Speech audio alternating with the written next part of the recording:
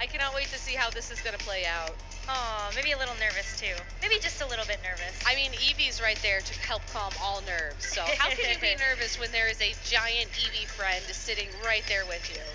All right, well, you mentioned just how accomplished Justin is as a player. So let's take a look a little bit more at those accomplishments. A little bit nervous, but very excited. Look at them go. Top 8 at Worlds last year and the defending 2019 Oceania Internationals champion. I mean, wow, I've also never seen a higher number than that for regional champions. I'm telling you, he has enough championship points to invest in his future and just qualify for Worlds many times over. And such a fun team, but we'll talk about that later. As you know, Simone, this is her first year competing. She got top 4 at the regional championships in Malaysia. She got top 4 in the Singapore special event, which is essentially a regional championship. And this is probably her 3rd tournament, judging by the accomplishments. Yeah, impressive accomplishments for the very first season of play, and also running a phenomenal team. I love that we're going to have a matchup between a Glaceon and a Butterfree. It's going to be super exciting. I can't wait to see this match get underway. But if you missed it, Justin is going to be running a Dusclops, Rhyperior, Snorlax, Glaceon, Torkoal, and Indeedee. While Simone, you can see on the screen there, is going to be running that Rotom Heat, the Excadrill, Tyranitar, Whimsicott, Gyarados, and Butterfree. Also the G-Max factor on the Butterfree, which is pretty exciting. We've seen a lot of players in the older age divisions use it for an opportunity to maybe set up some Trick Room or otherwise spread status on the field when they don't have another Pokemon that can take that role. And I like it. I mean, it's definitely one of those Pokemon where you have to hope that you get the right status you need at the right time. As you may not know, G-Max Bootbottle, which is the name of Butterfree's G-Max move, has an equal chance of activating Paralysis, Sleep, or Burn or Poison on the field. It can be any status, and that means you have to be prepared. You know, you have to be able to adjust. Maybe you get a Paralysis when you're really hoping for a Burn. But against Justin's team, you know, looking at the core, looking at the fact he has that Dusclops, that Rhyperior, that Snorlax, that Torkoal, that Indeedee, that is a Trick Room team. And Absolutely. If you look at the team, you know, you can see how the Trick Room part would make sense. And you might wonder, well, why the Glaceon? I actually have the inside details. The Glaceon not only is one of Justin's favorite Pokemon that he was very excited about bringing to this tournament, but he was really concerned about his matchup against Pokemon like Gastrodon and Pokemon like Dragovish, which are both, you know, water-type Pokemon. Glaceon gets access to Freeze Dry, which does super effective damage against that. So whether or not Glaceon will be on the field in this match is to be determined, but right now it looks like we're ready to get this showdown started. Simone starting out with the Butterfree and the Tyranitar, and Justin starting out with the Dusclops and the Indeedee. Something that I'm really excited about is seeing that Indeedee set that Psychic Surge on the field. It's going to be helpful for Justin just to block any threats of a fake out or otherwise priority moves. I think he was hoping to see that Whimsicott come out for Simone rather than the Butterfree, just because Whimsicott is the Pokemon that would be utilizing Prankster, would be using that priority that the Psychic Terrain would defend it against.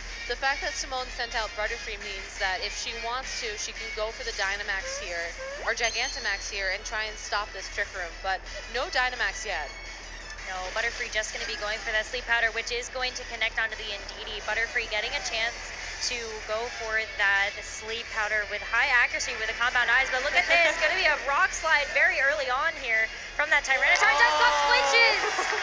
And this is how you stop Trick Room when you're facing the field across from a Follow Me user plus something like a Dusclops. You put it to sleep so that it can't go for a second Follow Me, and you hope that a flinch carries you through to the next turn. Now that Indeedee is guaranteed to be asleep this turn, this Butterfree can go ahead and target that Dusclops correctly with a second Sleep Powder. Now, Sleep Powder is not as accurate as some of the other moves that set sleep in this format, but Butterfree does have access to an ability called Compound Eyes, which will raise that accuracy. It's still not 100%, but it makes it a much more reliable strategy for situations just like this. Well, that's going to force the Indeedee to come back to Justin and Rhyperior to come out in its place. Usually what we would consider a risky move, but Justin's considered a bit behind, but the Sleep Powder is going to connect onto the Dusclops again. If Justin was trying to go for a Trick Room, it can't go for that anymore. And Tyranitar gets another Rock Slide into boot. Yeah, wow. We won't even know whether or not that flinched, but it doesn't even matter. Dusclops is going to be fast asleep, was attempting to go for some type of move. I wonder what Simone's going to do now, though. I think the Butterfree is safe to stay in and go for another Sleep Powder against that Rhyperior. We know it's going to be faster, but Tyranitar really needs to find a way to start dealing some damage. If it has access to a move like Crunch, attacking that Dusclops now might mean between the Crunch damage and the Sandstorm damage, it knocks it out, and then Justin won't have access to Trick Room for the rest of the game. But hey, if you're worried about damage output, why not Dynamax your Pokemon and just do a little bit extra on top of that? Well, Tyranitar with the Sand set and no threat of that Trick Room for a while.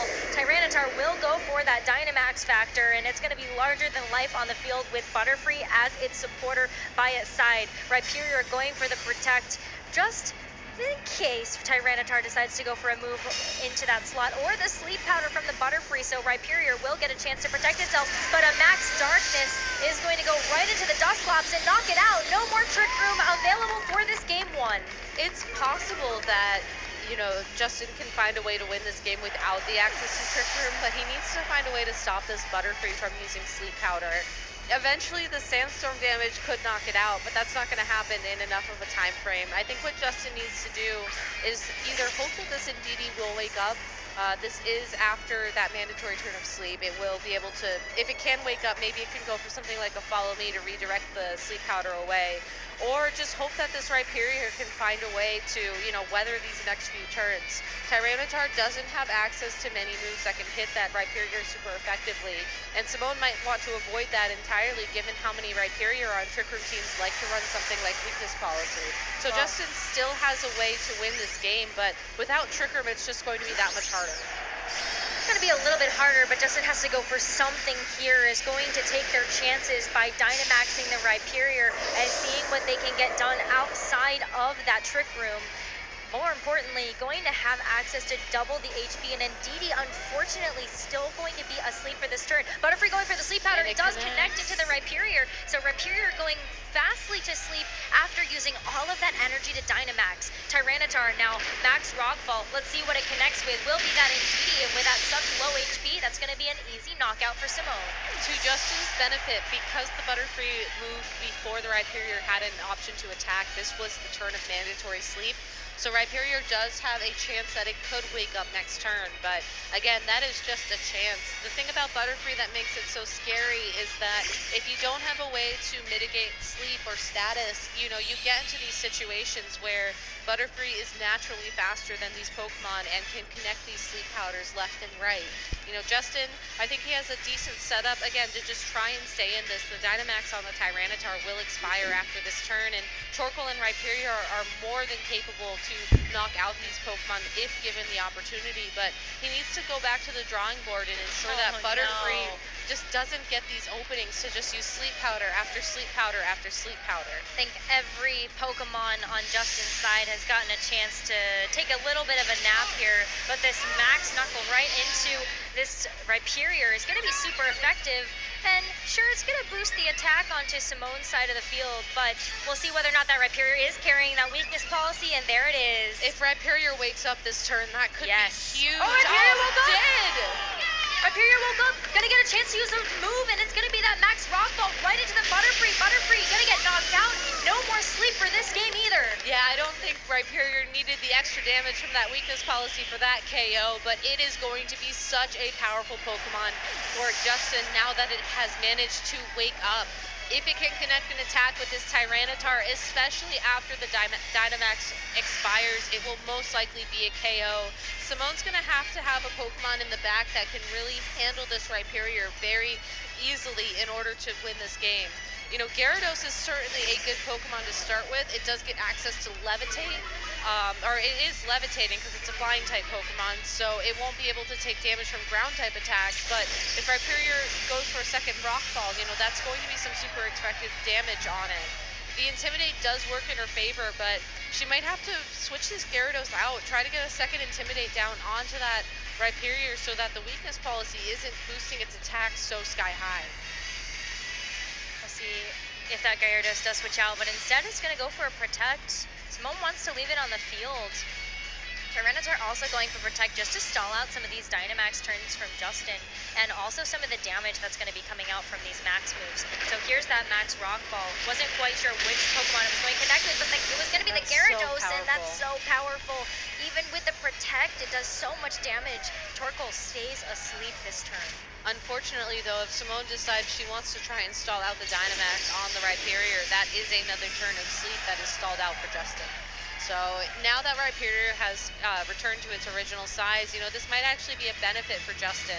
Assuming the rock type attack that Rhyperior has access to is Rock Slide, now that it is not Dynamax, it can easily target the Gyarados and the Tyranitar at the same time, do enough damage to pick up the KO on the Gyarados, do a little bit of damage to the Tyranitar, and then just hope that the Torkoal... Look at that!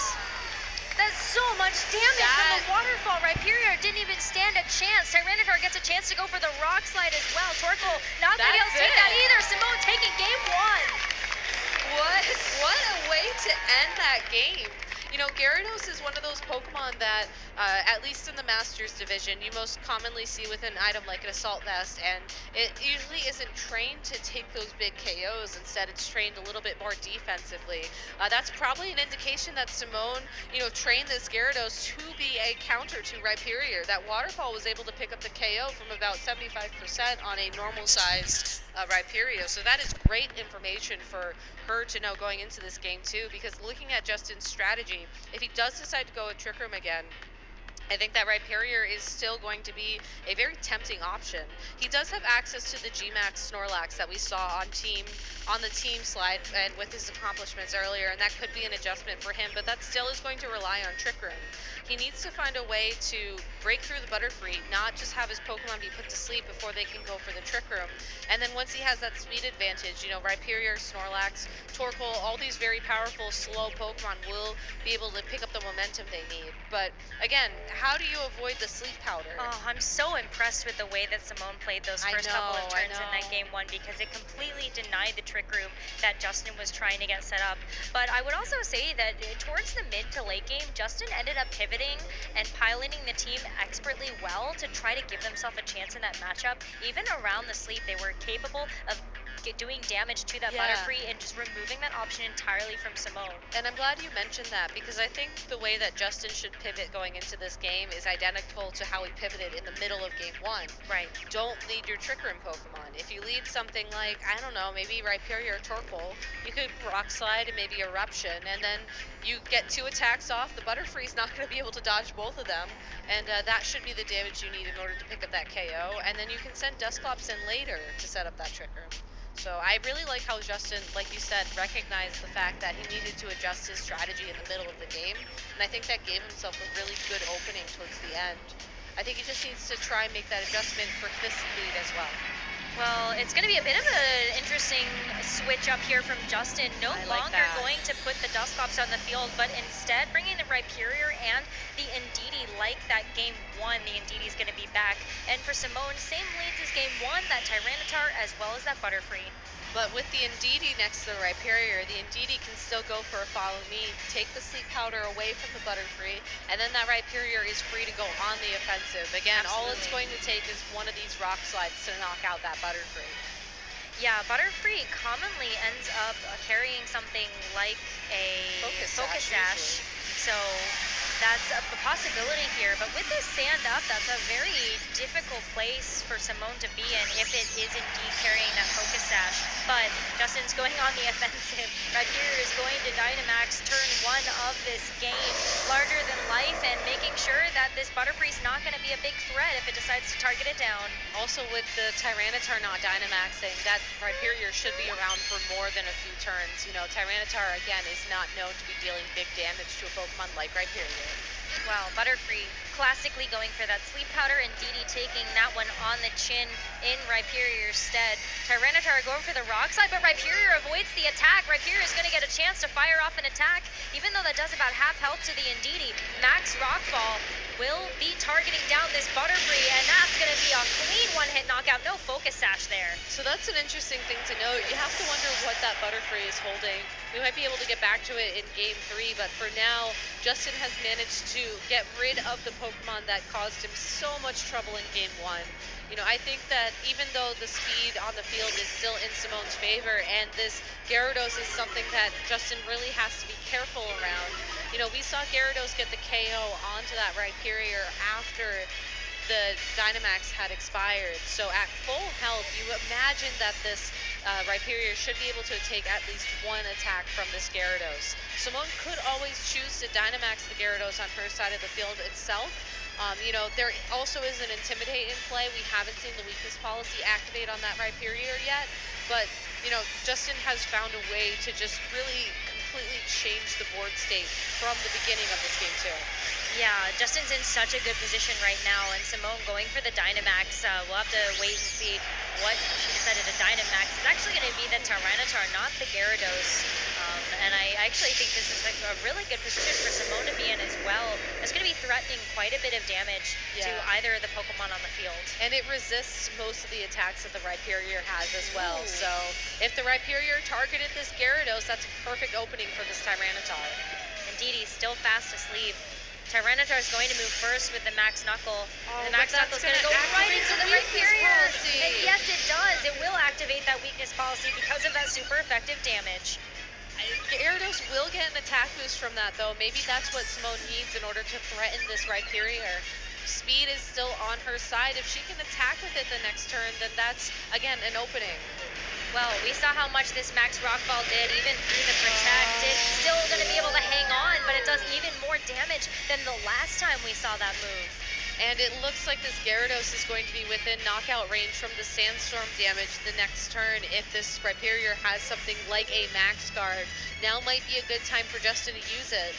I love how he's changed up his strategy there. I think that this Rhyperior doesn't necessarily need Trick Room in order to excel in this matchup, and I think that's what's so cool about Justin's team and his playstyle right now. Simone feels a little bit threatened by that Rhyperior at the moment, so a bit interesting adjustment on their part as well. Will be bringing in that Rotom Heat, but another Max Knuckle from this Tyranitar is going to be going into the Rhyperior again, just trying to chip away at that damage, knowing that there's no threat of that weakness policy being procced again, because it's already there. And the Tyranitar is at +2 attack itself now, but if Rhyperior targets this Max Quake into that Tyranitar, that's going to be some big damage. Barely hangs on. And Indeedee, it should be about time for Indeedee to wake up. Usually sleep only lasts for 4 turns, and I believe this was that last turn. Oh! What is this? +2 attack, my bad. I meant to say +4. That's a weakness policy on that Tyranitar. That is a weakness policy there on that Tyranitar, and unfortunately, it will be able to take advantage of that next turn, but it's still super low in terms of its health pool.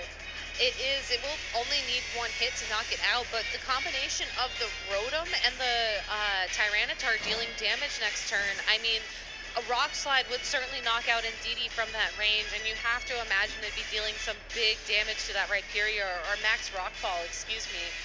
So I think as long as Simone is able to target the Pokemon that she wants to in the next turn, or at least play around the fact that this Indeedee most likely will wake up and go for a follow me here, she's still in a good spot, but this is Justin's opportunity to make a comeback. Justin Indeedee going for the follow me, but the Rotom using Ally Switch. No! Oh no! Is this going to catch Justin off guard? Because Tyranitar going for the Max Knuckle at that +4 will be going into the Indeedee just to make sure that it gets knocked out from the follow me there. Okay. No, that Tyranitar is at +5. But yeah, that Tyranitar is at +5. Tyranitar. Rhyperior going for the Rock Slide though. Didn't get caught by the Ally Switch at all. Gets the double knockout. Where there is a Rock Slide, there is a way. Being able to attack both the Pokemon there and recognizing the threat of the Ally Switch from that Rotom, just really paying off for Justin. Simone is down to her last Pokemon in the form of that Gyarados, and unfortunately for Gyarados, even though the Intimidate will bring that Rhyperior back down to neutral attack, Glaceon has one purpose on Justin's team other than being his favorite Pokemon. It's to deal super effective damage to water-type Pokemon like Gyarados. So Justin doing an amazing job of recognizing that he didn't need Trick Room in this matchup, and able to pick up the KO on that Gyarados and bring us into a Game 3. We have been rewarded with 2 Game 3 sets so far for the Championship Sunday of the Yes. 2020 Pokemon Oceania International Championships. It all comes down to this last game again.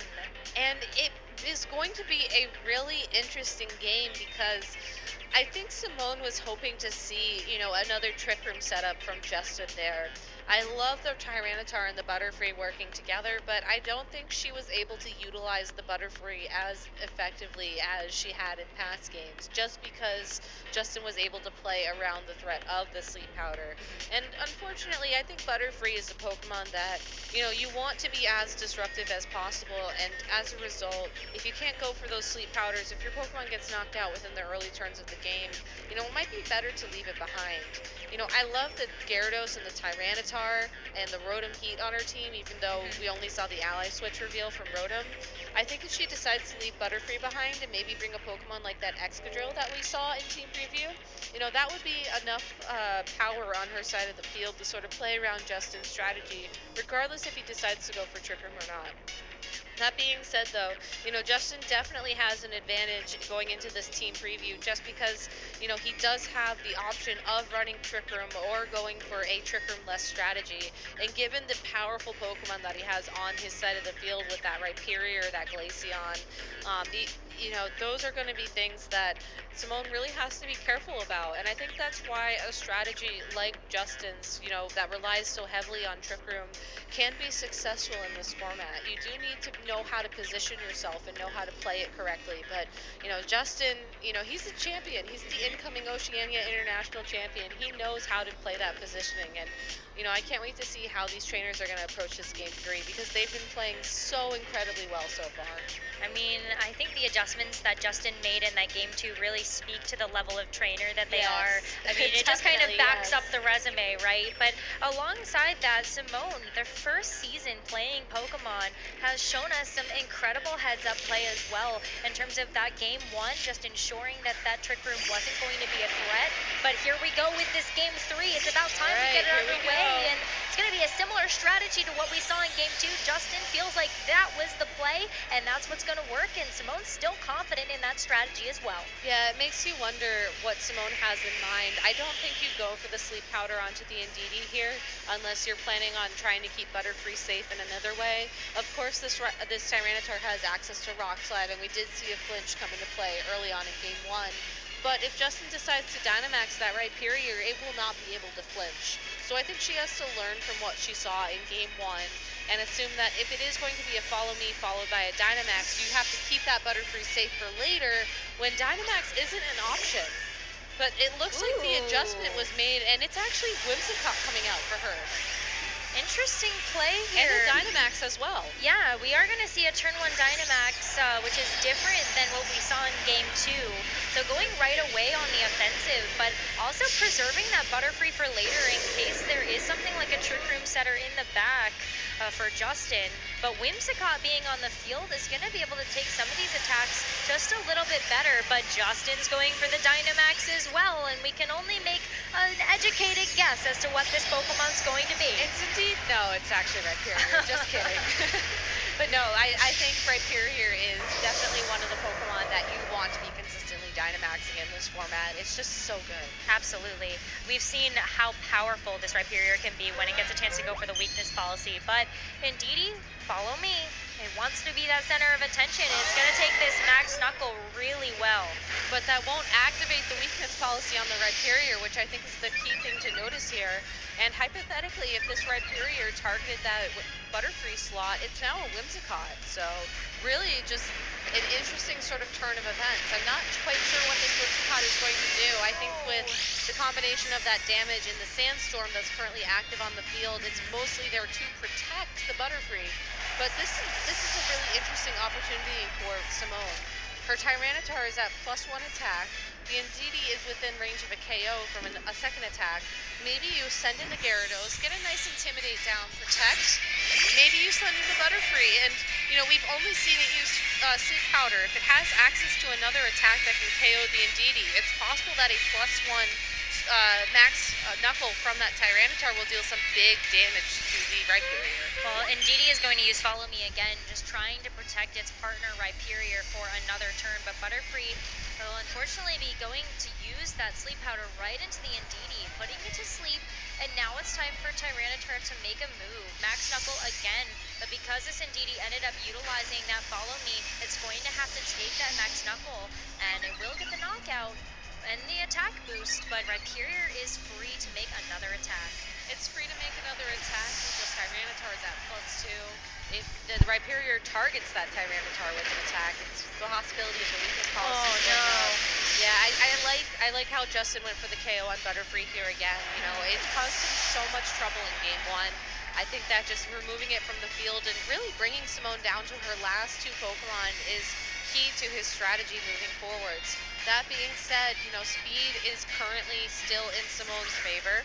You know, it's true that Justin has that Glaceon against the Gyarados on his side of the field, but that Tyranitar is still at full health as well. So Simone, even though she is down to her last 2 Pokemon, you know, she certainly has a ton of options here to play out the field. Dynamax is going to expire for that Rhyperior in 1 more turn. So if she can maybe stall out the remainder of Dynamax, find a way to remove that Glaceon on the field before it can threaten her Gyarados too much, you know, she might be able to find an opening here. We don't know what Justin's last Pokemon is. If it's something like that Torkoal, without Trick Room, you know, it's going to be KO'd quite easily by this Tyranitar. Well, protect first from the Gyarados. Glaceon going for the Ice Shard. Oh, to activate right the weakness into the policy. Rhyperior to activate the weakness policy. That was a side Ice Shard. That was so smart of Justin. Wow, and preserving that knowledge for this game 3. Max Knuckle right into the Rhyperior. Is it going to be enough to knock it out? So that weakness policy is procced, and Rhyperior is going to get a chance to attack. I mean, we've seen this Max Rockfall deal so much damage through the Protect onto that Gyarados. It's most likely going to be within range of Ice Shard, knocking it out again after this big attack. Okay, a little less damage than last time, but still, Ice Shard priority attack with the Sandstorm damage, it probably will be enough. And just like that, you know, Simone's Dynamax has expired, and the Rhyperior's Dynamax has expired. You know, we are getting down to the wire, and these next couple of turns, it's possibly even this turn, will determine who is our junior Oceania International Champion. Tyranitar still is faster than the Rhyperior, and it does have a couple of those attack boosts, so it's not over quite yet, but that Glaceon's threatening a lot onto that Gyarados. And that Tyranitar still has a weakness policy of its own. Yeah, it does. It will not be activated quite yet. Glaceon going for the Ice Shard right into the Gyarados. It's just going to be normal damage, so it's not going to be too much, but the Power Whip actually goes into the Glaceon. Does a little bit of damage. Yeah, a good read, though, by Simone to go for the Glaceon instead of the Rhyperior. Absolutely. Citrus Berry to restore a lot of that power, but Super Power right into the Rhyperior. Rhyperior going to protect itself, and Gyarados getting buffeted by that Sandstorm makes it Not so enough to knock it low. out. It still hangs on, though. But Simone could decide to protect it here, which will give her Tyranitar another opportunity to attack. I mean, Justin can try and predict that, but if he doubles into that Tyranitar and the Gyarados doesn't protect, that can be huge as well. So Simone is definitely still within this game, and that Tyranitar is still a big threat to Justin. But the Glaceon going for the Ice Shard is going to knock out the Gyarados before it's able to do another attack this turn. It's just the Tyranitar left, but it's going for a Rock Slide. All right, we'll see whether or not it gets the flinches. Oh, well, Glaceon's going to get knocked out here. Rhyperior not super effective, but we'll see whether or not it can get an attack off. I think the flinch is what you have to hope for here. If you're no, it Simone, uses or the Rock miss, Slide. Or a miss. No miss here. Tyranitar is going to have to take that one, but Tyranitar still gets a chance to attack one more time. Let's see what this last Pokemon is for Justin. If it is that Torkoal, a Rock Slide with the attack boost on that Tyranitar should be enough to pick up that knockout, which means Rhyperior could be close, but instead, knowing that Justin's last Pokemon is going to be the Dusclops, Simone has a very difficult decision. She can go for a Dark type attack into that Dusclops and pick up the KO, but then Rhyperior is free to knock out her Tyranitar. If Justin doesn't protect the Rhyperior and she misses the opportunity to attack into it, that could be huge. Here we go. Tyranitar uses Crunch. Protect. She calls the Protect. Gets the KO. Simone reading that perfectly, predicting that protect on the Rhyperior, and she just needs to find a way to knock out this Rhyperior, and she will be the next champion. This is down to the absolute wire. Tyranitar going for the superpower right into the Rhyperior, and it's enough to get the knockout. Congratulations to Simone, our next Oceania International Champion. The crowd is going wild, but Simone is just there happily smiling, getting a hug from her friend. Congratulations to both of these trainers. It came down to the absolute wire. Sets we've ever seen in juniors history. First of all, Simone, congratulations. How do you feel? Happy. Happy indeed. You played so well. You didn't give in to the pressure. Were you nervous after the first or after you lost that second round? I was nervous after I lost the second round. But you played so well in that final game. You made the prediction to go for the crunch onto Dusclops. How did you know that was the right play to make? Because I know that he's going to protect the Rhyperior. You were right. You protected the Rhyperior, and you got the knockout. You played so well. I think you were a fan favorite. Everyone was just so happy to see you perform well. Say to the people that were supporting you. Well, my friends and my family and my coach. I'm sure they're all very, very proud of you. Truly a tremendous performance, and you have so many fans out there supporting you. So, Simone, congratulations once again on an amazing victory. Is there anything else you'd like to say? No. All right, you heard it from the champion herself. Thank you, guys. And when we're back, we'll be back here with the Masters Finals.